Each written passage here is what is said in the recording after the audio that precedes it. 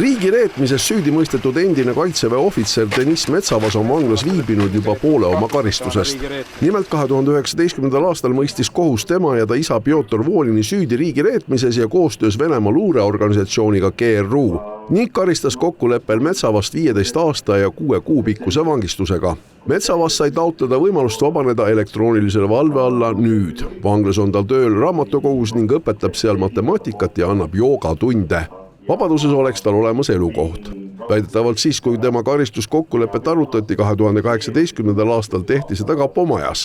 Tõsi prokuröri juuresolekul, kuid tingimused dikteeris toonane kapo asejuht Aleksander Toots, kes lubas, et Metsavas vabaneb enne tähtaega.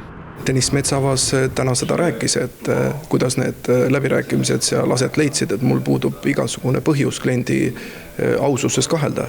Kas on eetiline?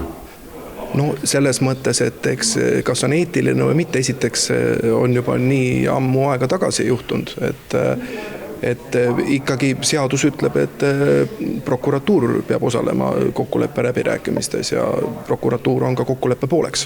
Kokkuleppe ja karistuse dikteerijaks antud juhul ei saa olla siiski kapo. Kohtus oli see arutusel, prokuratuuri poolt mingeid rikkumisi siin ei nähta. Kindlasti see nii ei olnud, et kohtuistungil ju minu palve peale seletada, et kuidas toimusid kokkuleppe läbirääkimises. Kokkuleppe läbirääkimiskaristuse üle toimuvad siiski alati kaitsja, prokuröri ja süüdistatava osavõtul. Ja need tingimused lepitakse kokku just nimelt nende poolte poolt ja nii toimus see ka tegelikult Deniss Metsavase puhul. Metsavas selgitas kohtus, et ta ei ole Eesti jaoks ohtlik. Ta tunnistas, et reetis Eesti riiki, kõiki oma relvalvendi ja samas ka peret. Samuti ta möönis, et see karistus jääb teda seirama elu lõpuni ja sellest ei pääse ka tal lähedased. Prokuratuur enne tähtaegset vabastamist ei pooldanud.